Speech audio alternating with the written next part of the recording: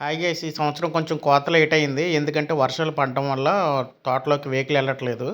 అందుకని చెప్పేసి చెట్టున పండిన మామిడి పళ్ళన్నీని మేము క్రేట్ తీసుకొనెళ్ళి కోస్తున్నాము.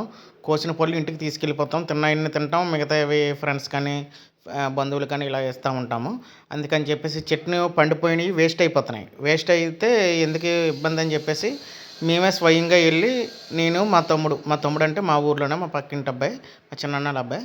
ఇద్దరం కలిపి ఎళ్ళి తోటలో నుంచి ఎక్కడైతే పండినయో అన్నీ చెక్ చేసుకొని, అంటే చెక్ చేయకపోతే అది కాయ కోసేస్తే ఇబ్బంది కదని చెప్పేసి, పండో కాదో చూసుకొని మరీ కోస్తున్నాం. వెతికి వెతికి కోస్తున్నాం. ఇది చెరుకు రసాలు కాబట్టి కొంచెం డిమాండ్ ఎక్కువ ఉండడం వల్ల దీన్ని కొంచెం జాగ్రత్తగా చూసుకుంటాం తోటలోని. ఎందుకంటే ఒక 4 కాయలు పోయినా సరే మనకు ఒక రూ. 100 పోయినట్టే. అందుకని చెప్పేసి ఒక కాయ చెట్టుని పండుంటే దాని స్మెల్‌కి ఇంకొక కాయ పండిపోద్ది. యాక్చువల్‌గా ఏదంటే పండిన కాయని ఎప్పుడు కూడా చెట్టు మీద ఉంచకూడదు. దాన్ని తీసేయాలి. తీసేస్తేనే మనకి మిగతా కాయలు కొంచెం పండడానికి లేట్ అవుతాయి.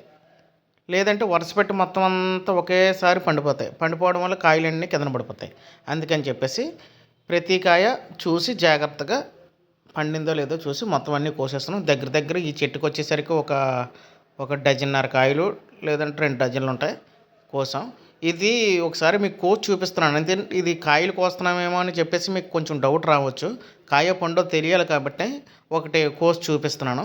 చూడండి, కోస్తూ ఉంటే కిందన జ్యూస్ కారుతుంది. కనిపిస్తుందా మీకు? ఆ! ఇదొచ్చేసరికి చెరుకు రసాల వల్ల యాక్చువల్‌గా అయితే దీన్ని జ్యూసీ టైప్‌లోనే తినరు. ఇలా కోసి తినరు. కాకపోతే నేను అలా తినలేను కాబట్టి ఇప్పుడు ఉన్న పరిస్థితిలో ఇలా కోసి తింటున్నాను.